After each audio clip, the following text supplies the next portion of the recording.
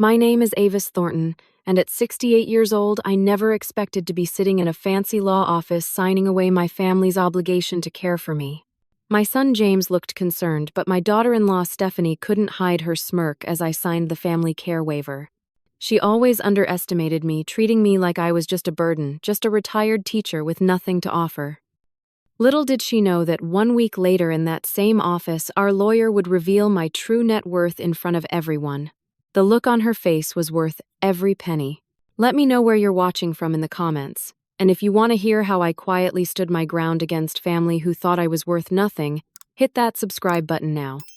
I grew up in a small coastal town just outside of Portland, Maine. My parents weren't wealthy by any means, but they taught me the value of education, hard work, and living within your means.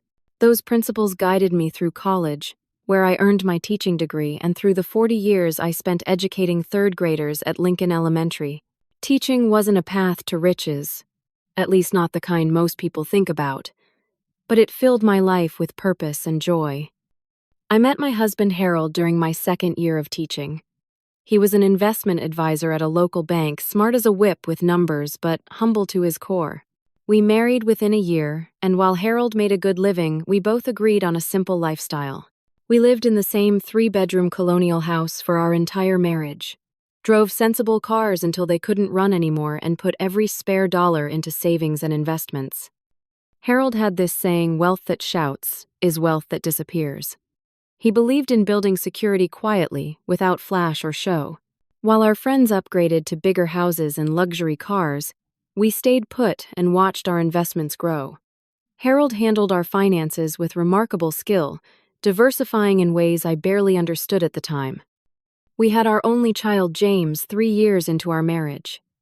He was the light of our lives, a sweet boy with his father's analytical mind and my compassion. We raised him with the same values we lived by, though I sometimes wonder if those lessons truly took root. Harold passed away suddenly from a heart attack when James was 16. The loss was devastating, but Harold had prepared for everything. He left us financially secure with detailed instructions for managing our investments. I followed his guidance religiously, honoring his memory by continuing our frugal lifestyle, even as our portfolio grew. James went to college on a partial scholarship with us, covering the rest without student loans. He studied business and met Stephanie during his junior year.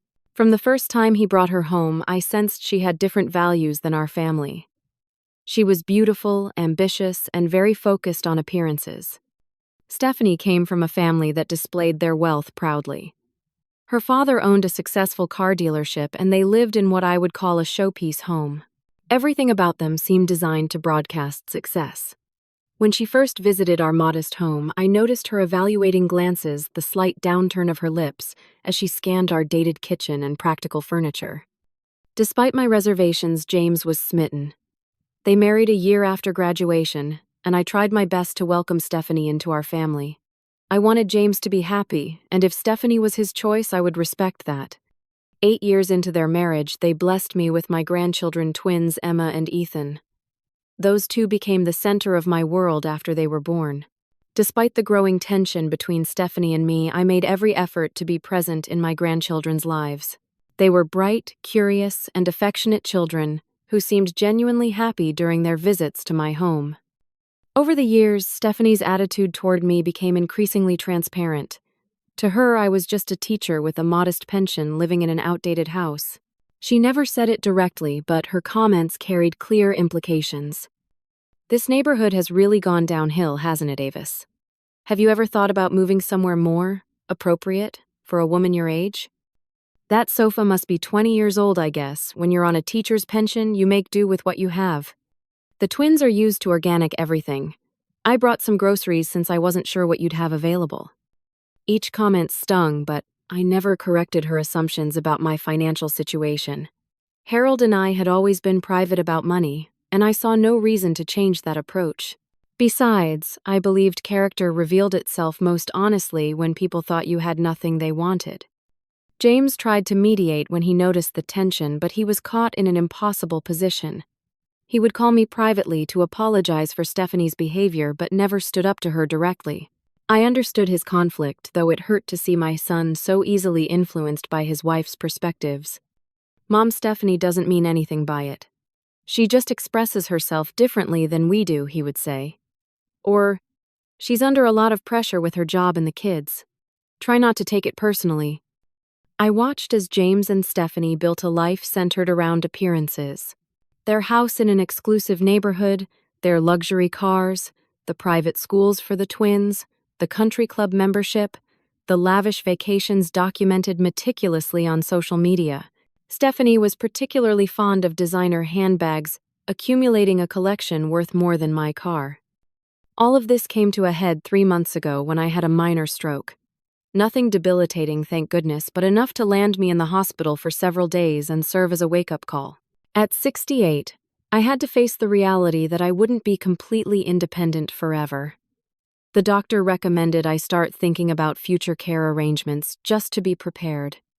That health scare forced me to consider what would happen if I needed help.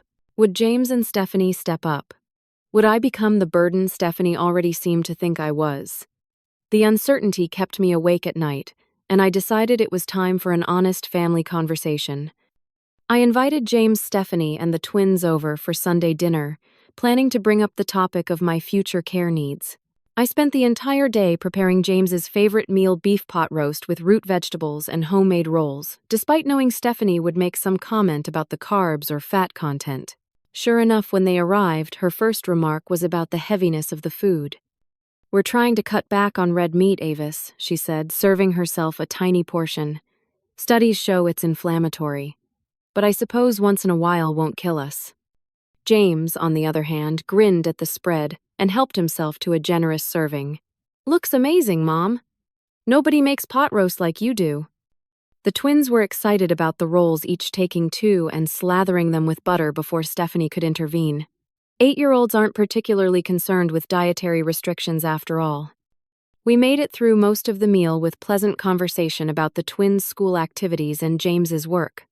Once dessert was served, apple pie with vanilla ice cream, I decided it was time to broach the subject. "I wanted to talk to you all about something important," I began, setting down my fork. "As you know, I had that health scare a few months ago. It got me thinking about the future and what might happen if I eventually need more help." The table went quiet. James looked up from his pie with concern, while Stephanie suddenly became very interested in rearranging the ice cream on her plate. "The doctor says I'm doing well now, but it's smart to have plans in place. I wanted to discuss what options we might consider if I reach a point where living completely alone isn't practical." Before James could respond, Stephanie leaned over and whispered something in his ear. Her expression made it clear whatever she was saying wasn't supportive. James cleared his throat uncomfortably. "Well, Mom, we've actually given this some thought since your hospital stay. We think professional care might be the best option for everyone." "Professional care," I repeated. "Yes," Stephanie jumped in, her voice taking on that artificially sweet tone she used when saying something unpleasant. "There are some really nice assisted living communities these days. Much better than nursing homes used to be." "I see," I said, trying to keep the hurt from my voice. "And would this be something we'd look at immediately or only if my condition worsened?" Another whispered exchange between them. "We thought sooner might be better," James said, not meeting my eyes. "Just to get you settled before any issues arise." Stephanie nodded enthusiastically. "Prevention is better than cure, and frankly, Avis, this house is becoming too much for you to manage.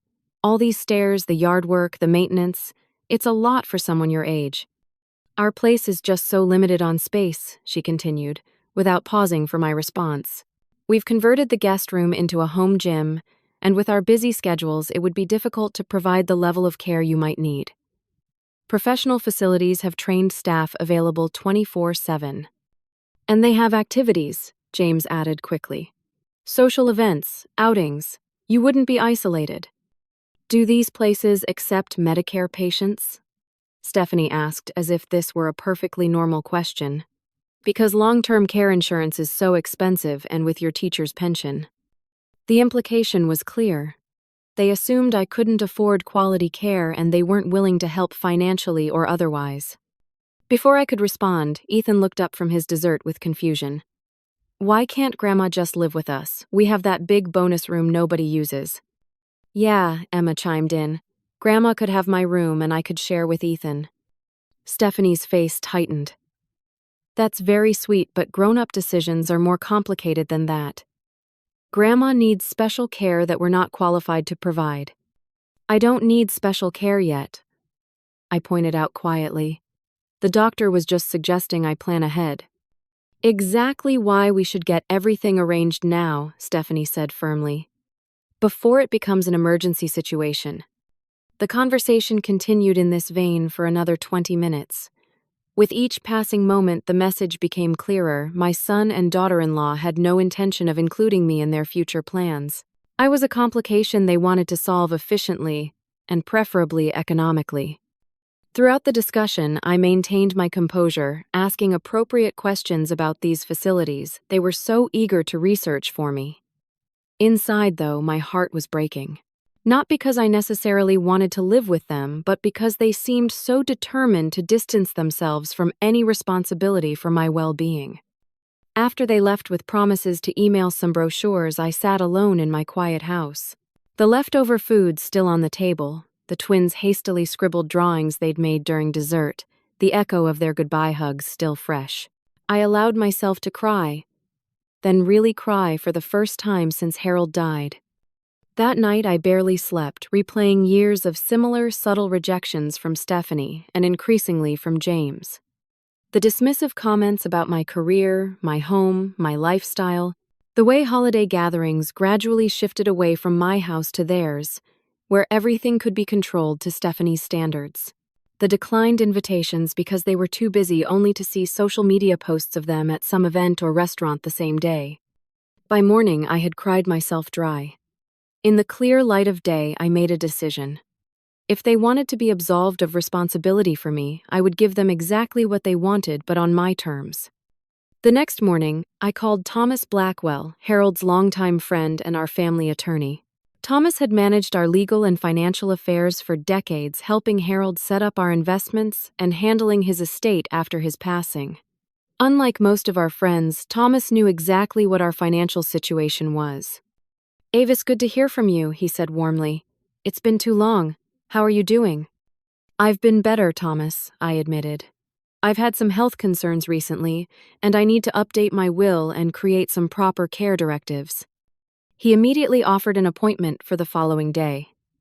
Thomas's office was in downtown Portland, in one of those imposing historic buildings with brass fixtures and heavy wooden doors.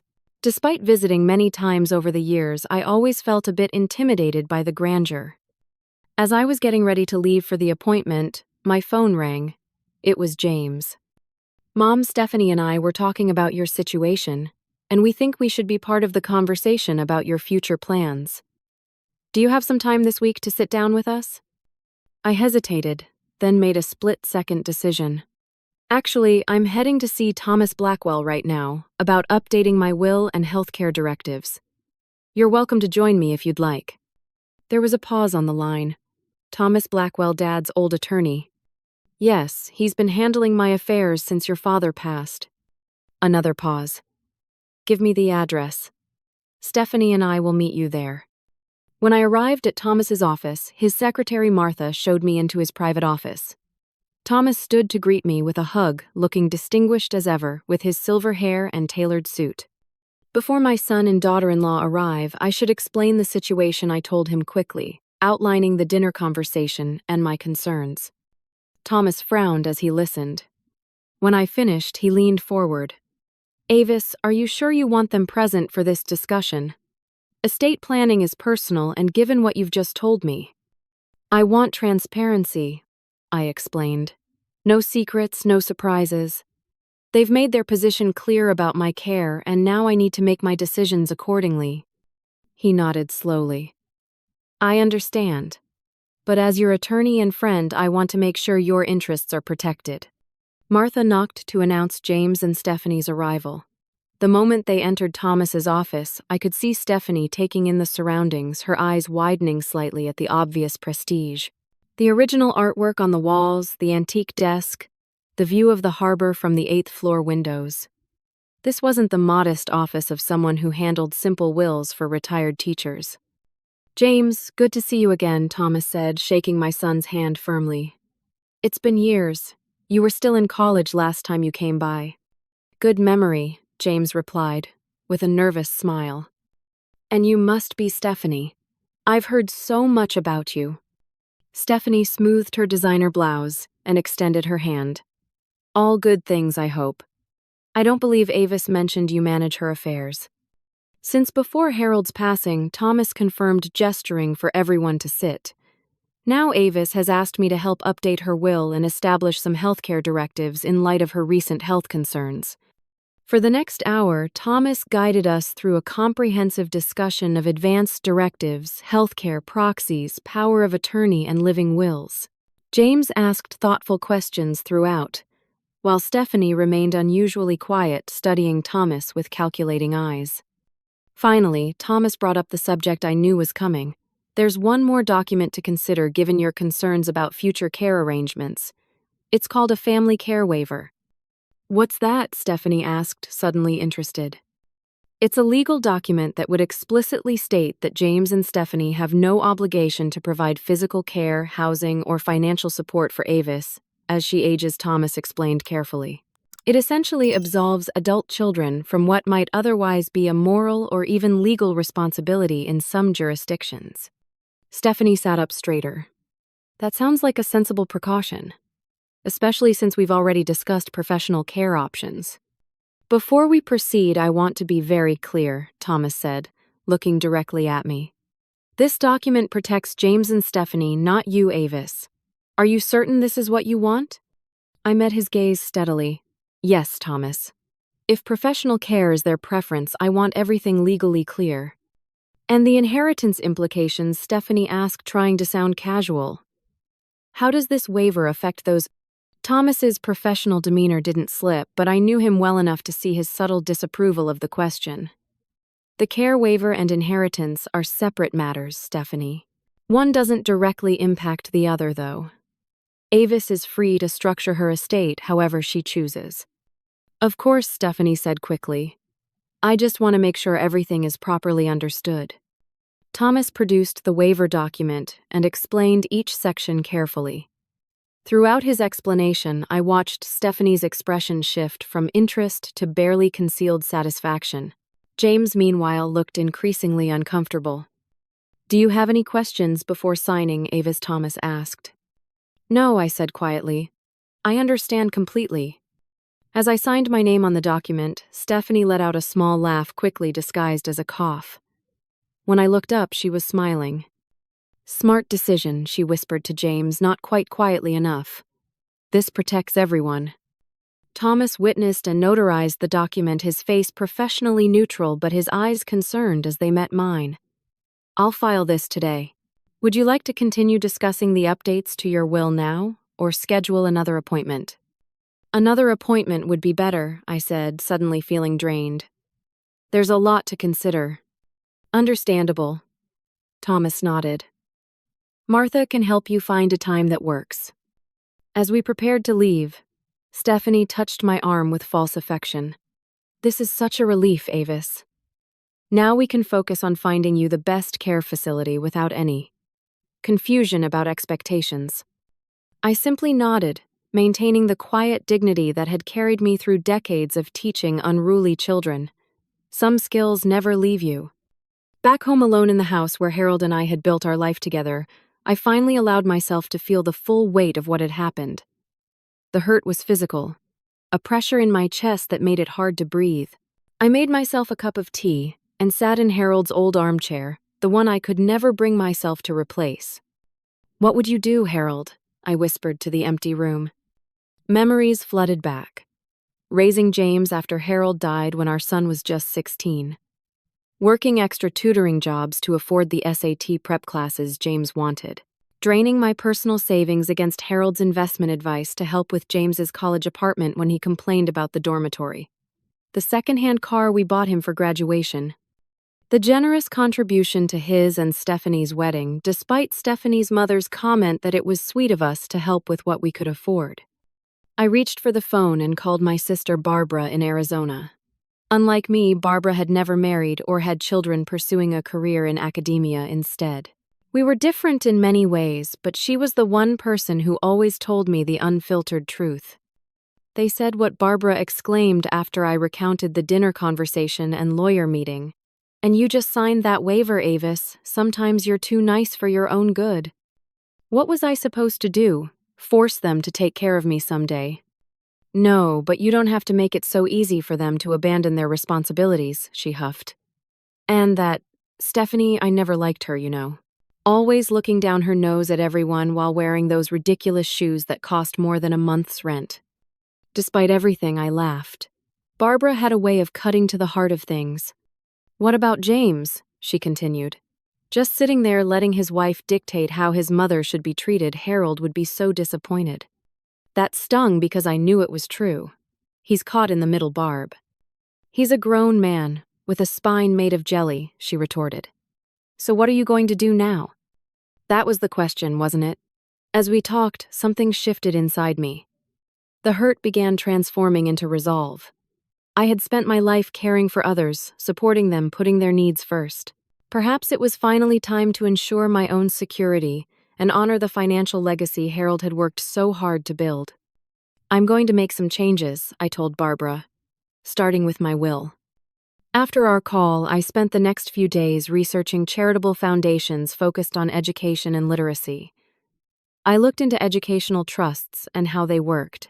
I revisited the financial documents Harold had left, marveling again at his foresight and investment acumen. 3 days after signing the care waiver, I visited my bank and requested a complete accounting of all my assets and investments. The banking officer, a young woman named Diana, who had never worked with me before, raised her eyebrows as she compiled the information. "Mrs. Thornton, would you like me to put you in touch with our wealth management team? Your portfolio is quite substantial." I smiled, remembering Harold's words about quiet wealth. "No, thank you, dear. I already have advisors. I just needed a clear picture for my estate planning." The following day, I met with Thomas alone. No James, no Stephanie, just me and the attorney who had known my financial situation all along. "I was wondering when you'd be back," Thomas said, closing his office door. That was a difficult meeting to watch. It was a difficult meeting to experience, I admitted. But necessary. Now I know exactly where I stand with my family. "What would you like to do, Avis?" "I want to restructure my estate plan completely," I said firmly. "I've brought some ideas I'd like your help with." For the next 2 hours, we worked through my new vision. Educational trusts for Emma and Ethan that would cover any college they chose to attend, plus graduate school if they desired. A significant donation to establish a foundation supporting literacy programs and teacher resources, something I'd always dreamed of but never thought possible. A carefully structured personal care trust that would ensure I received quality assistance when needed without ever having to worry about finances. And James and Stephanie, Thomas asked carefully. "James will receive a modest inheritance," I decided, after much thought, but with conditions about family involvement during my remaining years. As for Stephanie, I paused. She's made it clear that caring for me isn't a priority. I'm simply respecting her choice. Thomas nodded, making notes. "When would you like this new will to be formalized?" "As soon as possible," I said. "And Thomas, I'd like a formal reading of the will once it's complete, with everyone present." He looked up surprised. "That's rather unusual these days, Avis. Will readings are somewhat theatrical, typically only seen in movies. Nevertheless, I think it's important in this case. For clarity..." Thomas studied me for a moment, then smiled slightly. "I'll arrange it for next week. Will that work for you?" "Perfect," I replied. For the first time since the dinner with James and Stephanie, I felt a sense of peace. I wasn't acting out of spite or revenge, but from a place of clear-eyed reality about my family dynamics, and a desire to protect both myself and my legacy. The week between signing the new will and the formal reading was illuminating. Within a day of my private meeting with Thomas, Stephanie called to invite me to dinner at their house. "We haven't had you over in ages," she said with newfound warmth. "The twins miss you, and I'm trying a new salmon recipe I think you'll love." This was unusual. Typically, I had to request visits to see my grandchildren navigating Stephanie's busy schedule, and frequently being told it wasn't a good time. That sounds lovely, I replied, curious to see where this was going. What time should I arrive? Dinner at their sprawling suburban home was a performance of perfect family harmony. Stephanie had clearly spent hours preparing the dining room set with her finest china and crystal-fresh flowers in the center of the table. The twins were scrubbed clean and on their best behavior, though Emma whispered to me, "Mom made us change clothes 3 times." Throughout the meal, Stephanie was uncharacteristically attentive, refilling my water glass before it was empty, and serving me the choice portions of each dish. James seemed both relieved and confused by his wife's behavior. After the children were excused to finish homework, Stephanie leaned forward. "So, Avis, have you been getting your affairs in order since our meeting with Thomas?" "I've been making some arrangements, yes." "Good for you," she nodded approvingly. "It's so important to be organized at this stage of life. You know, my friend Janet's mother didn't plan properly, and it was such a mess for the family to sort out after she passed." "That must have been difficult," I murmured. "Terribly difficult. And expensive, the estate taxes alone." She shook her head dramatically.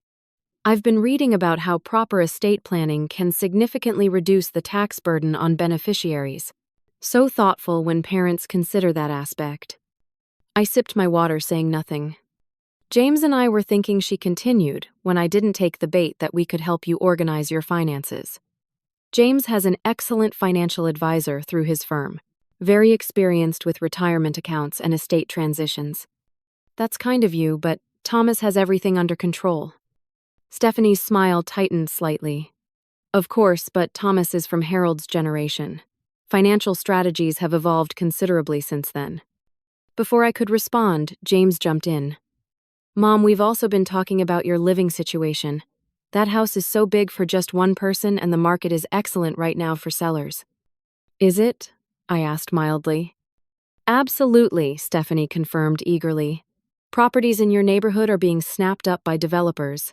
You could make quite a profit, which would help fund those care facilities we discussed." I noticed she no longer called them nursing homes that accept Medicare patients. "We could help you downsize," she continued. "There are some lovely condominiums in a seniors community just 20 minutes from us. Much more manageable, and you'd have people your own age around." The conversation continued in this vein for another hour. Offers of help that were thinly veiled attempts to gain control over my assets. Suggestions about simplifying that all seemed to involve selling my home and liquidating possessions. Comments about friends who had benefited greatly from family inheritances slipped casually into the discussion. 2 days later, Stephanie invited me shopping. The day after that, she called to discuss potentially taking a family vacation once everything is settled with your arrangements. James called separately to awkwardly inquire about any family heirlooms I might want to make sure stay in the family. During one visit to their home, I overheard Stephanie on the phone in the kitchen, unaware I had come in from the backyard where I'd been watching the twins play. "No, Janet, I'm telling you there has to be something there," she was saying in a hushed voice. They lived so frugally, and Harold was in finance. The lawyer's office alone screams money. Why else would she still be working with some high-end firm downtown? A pause. "Well, we've signed some waiver absolving us from taking care of her, which was absolutely the right move. James is her only child, so whatever there is would come to us eventually. I'm just trying to figure out the inheritance potential before we commit to anything expensive for the kids." I quietly backed out of the kitchen and returned to the yard, my suspicions confirmed. That evening, I documented the conversation in a journal I had started keeping about these interactions. Not out of bitterness, but to maintain perspective and remind myself that I wasn't imagining the sudden change in behavior. The weekend before the will reading, the twins stayed with me overnight, a rare occurrence that Stephanie suddenly deemed important for their relationship with their grandmother. I treasured the time with Emma and Ethan, baking cookies and playing board games activities. Stephanie usually discouraged as too much sugar and not educational enough. "Why doesn't Mom want you to live with us if you get sick?" Ethan asked as I tucked him into the guest bed. "Grandpa Collins lives with Uncle Robert and they have fun." "Grandpa Collins is Stephanie's father," I explained gently. And everyone's family works differently. I'd give you my room, Emma offered sleepily from the other twin bed. I wouldn't mind. Their genuine love stood in stark contrast to their parents' calculated behavior. I hugged them both extra tight, knowing that whatever happened with James and Stephanie, I would always do everything in my power to maintain my relationship with these two precious children. The night before the will reading, I sat in my garden as the sun set, finding peace with my decisions. I had acted not from anger or hurt, but from a clear understanding of my family's dynamics and a desire to protect both myself and the legacy Harold and I had built together. Whatever happened tomorrow, I would face it with the quiet dignity Harold had always admired in me. Thomas's conference room was imposing with its long mahogany table and leather chairs. I arrived early, wanting to center myself before the others came. Thomas greeted me with a reassuring squeeze of my hand. Are you sure about this, Avis? It's not too late to handle things more privately. I'm sure, I replied. Some things need to be said clearly with witnesses. James and Stephanie arrived precisely on time. Stephanie dressed as if for a business meeting in an expensive suit, and heels her hair perfectly styled, jewelry subtle but clearly costly. James looked uncomfortable in his tie, tugging at the collar repeatedly. Stephanie's smile faltered slightly when she saw others already seated at the table. My sister Barbara had flown in from Arizona. Thomas's associate, Michael Peterson, was there to represent the educational trusts for the twins. And Eleanor Wright, director of the Maine Literacy Foundation, sat quietly reviewing some papers. I didn't realize this would be such a gathering, Stephanie whispered to James loudly enough for me to hear. Mrs. Thornton Davis. Mr. Davis, please take a seat, Thomas said formally. We're just waiting for one more person. Who else is coming? James asked, looking concerned. As if on cue, Martha showed in Dr. Harriet Summers, my physician. She's here to confirm my capacity to make these decisions, I explained calmly. Just a precaution. Stephanie's eyes narrowed slightly, but she said nothing. Once everyone was settled, Thomas cleared his throat. We're here for the formal reading of the last will and testament of Avis Margaret Thornton. Before I begin, Dr. Summers will provide her professional assessment. Dr. Summers briefly confirmed that I was of sound mind and fully capable of making my own financial and healthcare decisions. The minor stroke Mrs. Thornton experienced has left no cognitive impairment whatsoever, she concluded. Thank you, Dr. Thomas said. Now let's proceed with the reading. He began with the formal legal language while Stephanie leaned forward slightly, her hands clasped tightly on the table. James stared at a spot on the wall, still tugging at his collar. Before detailing the specific bequests, Thomas continued, I will summarize the current assets and investments of Avis Thornton. He began listing accounts, properties, and investment portfolios. With each item, Stephanie's eyes grew wider. James stopped fidgeting with his tie and stared at Thomas in disbelief. The total current net worth of these combined assets is $4,235,642. The room went completely silent. Stephanie's mouth actually fell open. James looked as though someone had struck him. This substantial estate, Thomas continued calmly, is the result of Harold Thornton's financial expertise and the disciplined investment approach the couple maintained throughout their marriage. Despite their modest lifestyle, the Thorntons built significant wealth through careful planning and compound growth over 40 years. $4 million, Stephanie finally whispered, her voice strangled. But you live in that little house. You drive a 10-year-old car. As was their preference, Thomas noted professionally before continuing. Now to the distribution of assets. He detailed how $1 million would be placed in educational trusts for Emma and Ethan, accessible only for educational expenses through undergraduate and graduate studies, if they chose to pursue them. $2 million will establish the Thornton Foundation for Literacy and Teacher Resources, a charitable organization that will support reading programs in underserved communities and provide resources for public school teachers. Eleanor Wright nodded appreciatively, making notes on her pad. $1 million will fund a personal care trust for Avis Thornton, professionally managed to ensure she receives high-quality care for the remainder of her life, regardless of her health status or needs. Thomas paused, looking directly at James. To James Harold Davis, Avis bequeaths the sum of $200,000, with the condition that he maintains regular family involvement, including at least monthly visits, holiday celebrations, and active participation in his mother's life. Should these conditions not be met for a period exceeding 6 months, the bequest will be redirected to the Thornton Foundation. Stephanie's face had transformed from shock to calculation to growing anger. "What about the rest?" she interrupted. Thomas looked up from the document. "I beg your pardon." "The rest of it," she insisted. "That only accounts for $4.2 million. You said there was $4.235 million. What about the other $35,000? I almost laughed at the absurdity of her fixation on the relatively small remaining amount, but Thomas answered professionally. "The remaining funds cover administrative costs, legal fees, and funeral arrangements, Mrs. Thornton has prepaid." "This is ridiculous." Stephanie burst out, her composure finally cracking. "James is her only child. He should be the primary beneficiary, not some foundation or those trust funds the kids can't even use except for college." "Stephanie," James murmured, placing a restraining hand on her arm. She shook him off. "No. This is wrong. We're family. We have rights." "Actually," Thomas interjected calmly, "you signed a family care waiver last week explicitly stating that you and James have no obligation to Avis. This will simply clarifies that the relationship works both ways. We never expected," James began, then faltered, "that I had anything worth inheriting. I finished for him, speaking for the first time since the reading began. That's been abundantly clear for years, James." Barbara made a small noise of approval beside me. "You tricked us," Stephanie accused, her face flushed. "You let us think you were just a teacher with a small pension, living in that modest house, driving that old car, all while sitting on millions."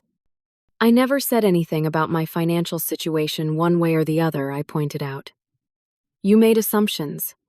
"This will can be contested," Stephanie said, looking at Thomas. "Undue influence, diminished capacity." "Which is precisely why Dr. Summers is here," Thomas interrupted smoothly. "And why we have conducted this formal reading with witnesses. Every aspect of this will is legally sound. Mrs. Thornton is well within her rights to distribute her assets as she sees fit." "But we're family," Stephanie repeated, her voice rising. "That money should stay in the family, not go to strangers and charities. The educational trusts ensure Emma and Ethan will never have to worry about college costs," I said quietly. "The care trust ensures I will never be a financial burden to anyone. And the foundation will help other teachers provide the resources their students need.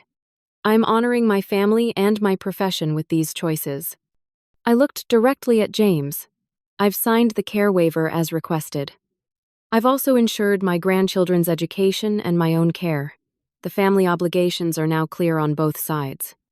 James looked stricken, torn between his wife's obvious rage and what I could see was his own growing shame.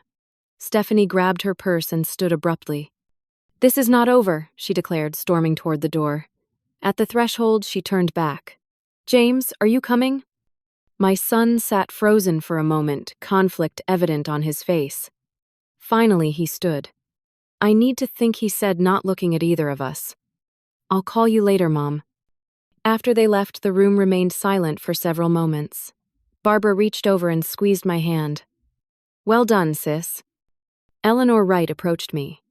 "Mrs. Thornton, I can't express how much your generosity will mean to literacy programs across the state. We should schedule time to discuss your vision for the foundation." I'd like that. I nodded, feeling unexpectedly light despite the confrontation. Thomas dismissed the others and asked me to stay behind. When we were alone, he smiled sadly. That went about as expected.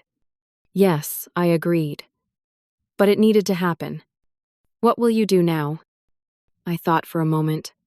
Live my life on my terms, and hope that eventually James will understand why I made these choices. As I left the office, I felt neither triumph nor bitterness, only a quiet certainty that I had done what was necessary to protect myself, honor Harold's legacy, and secure my grandchildren's future education. The rest would unfold as it would. Stephanie stormed out of Thomas's office that day, but James lingered in the hallway. As I emerged with Barbara, he approached hesitantly. "Mom, can we talk? Just us." Barbara gave me a questioning look. "It's okay," I assured her. "I'll meet you at the restaurant in a bit." James and I found a quiet corner in the building's lobby. He sat heavily on a bench, looking suddenly older than his 42 years. "I don't even know what to say," he began, his voice thick with emotion. "I'm sorry, seems inadequate." "It's a start," I said gently. "I had no idea about the money. Dad never talked about investments with me. Your father believed wealth should be private. It wasn't about keeping secrets from you, but about teaching values that weren't centered on money." James nodded slowly. "I understand that now. But Mom, why didn't you tell me when Stephanie started making those comments about your finances? All these years letting her talk to you that way. Would it have changed anything?" I asked. "Would you have stood up to her if you'd known I was worth millions instead of thousands?" His silence was answer enough. "That's why I didn't say anything," I explained. "Money shouldn't determine how we treat people. Stephanie showed me who she was when she thought I had nothing she wanted. You showed me who you've become by allowing it." Tears welled in his eyes. "I've been caught in the middle for so long, trying to keep everyone happy. And making nobody happy in the process, including yourself," I pointed out. "What happens now?" he asked, wiping his eyes. "That depends on you, James. The conditions in the will are real. I want a relationship with my son and my grandchildren. But it has to be genuine, not motivated by inheritance." He nodded slowly. "I need to figure some things out. Set some boundaries that should have been set long ago." "Take the time you need," I said, standing to leave. "I'll be here when you're ready." The weeks following the will reading were predictably tense. Stephanie, true to her word, consulted with 2 different attorneys about contesting the will, only to be told what Thomas had already explained: everything was legally sound. Her next approach was to pressure James into trying to convince me to change the will for the sake of family harmony. James, to his credit, refused. It was the first time I'd seen him directly contradict Stephanie in years, and from what he later told me, it led to several explosive arguments at home. He began visiting me alone once a week, awkward at first, but gradually rediscovering the easy relationship we'd had before Stephanie's influence had come between us. "She wanted me to ask you to put the house in my name," he admitted during one visit. "Said it would be a gesture of reconciliation." I had to laugh. "And what did you tell her?" "That I was done being her messenger. That if she wanted to repair her relationship with you, she needed to do it herself without financial motivation." Meanwhile, I moved forward with my own plans. I toured several senior living communities before selecting Cedar Grove, an upscale community with independent living apartments and additional care options if needed later. It was close enough for easy visits from the twins, but gave me the independence I valued. Working with Eleanor Wright to establish the Thornton Foundation became a joyful project. We created programs to supply classroom libraries in low-income schools and grants for innovative literacy projects. Knowing that my life's work as an educator would continue through the foundation brought me profound satisfaction. The first holidays after the will reading were awkward but not disastrous. Stephanie was coolly polite, clearly still bitter, but making an effort for the sake of appearances. The twins were delighted with my new apartment at Cedar Grove, especially the community pool and game room they could use during visits. 1 year after the will reading, much had changed. James had found his voice and established firmer boundaries with Stephanie regarding family obligations. He confided that they had started marriage counseling, which was helping them communicate more honestly. Stephanie had grudgingly accepted the reality of the situation and adopted a more respectful, if not warm, approach toward me. Most surprisingly, the experience seemed to have triggered some self-reflection in Stephanie. During a private moment at Emma's birthday party, she made an unexpected comment. "I misjudged you, Avis," she said, watching the children open gifts. For years, I saw you as just an old teacher with nothing valuable to offer except occasional babysitting. I was wrong, and not just about the money. I wasn't sure what prompted this partial apology, but I accepted it with grace. We all misjudge people sometimes, Stephanie. What matters is being willing to see them more clearly when given the chance. She nodded thoughtfully before returning to her role as party hostess. James continued his personal growth, becoming more the man Harold and I had raised him to be, rather than the passive husband who deferred to his wife's every preference. During one of our regular lunches, he made a confession. I was so caught up in Stephanie's values for so long that I lost sight of what you and Dad taught me. About money being a tool, not a measure of worth. About quiet dignity being stronger than showy displays. It's never too late to remember those lessons, I assured him. The twins remained the greatest joy in my life.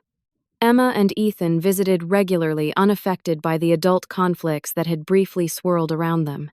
When they were old enough, I planned to explain the educational trusts and the values behind them, hoping to instill in them the same principles Harold and I had lived by. 2 years after moving to Cedar Grove, I celebrated my 70th birthday surrounded by family and friends. Barbara flew in from Arizona. James and the twins were there, bearing homemade cards and genuine smiles. Even Stephanie came, bringing an expensive bouquet and making appropriate conversation throughout the evening. As I looked around at the gathering, I reflected on how money hadn't created the problems in our family but merely revealed the true nature of relationships that were already there. James had always had the potential to be stronger, more independent. Stephanie had always valued status and material wealth over character. The money simply brought these traits into sharper focus. I thought of Harold then, imagining him nodding approval at how I'd handled everything. I had protected myself while remaining true to our shared values. I had secured our grandchildren's education without spoiling them with unearned wealth. I had created a legacy that would help countless children develop the love of reading that had enriched my life. The greatest gift from this whole experience was the freedom that came with being truly seen. No more pretense, no more being underestimated or dismissed. Just authentic relationships based on who we really were, not what we owned or could provide for others. What would you do if someone in your family underestimated you or treated you poorly because of assumptions about your worth? Would you reveal everything at once? Or would you wait for the right moment like I did? Share your thoughts in the comments below. And if you found something valuable in my story today, please hit that like button and subscribe to hear more life experiences from someone who's learned that standing your ground can sometimes be done most effectively in silence. Thank you for listening, and remember that your true worth is never defined by others' perceptions of you.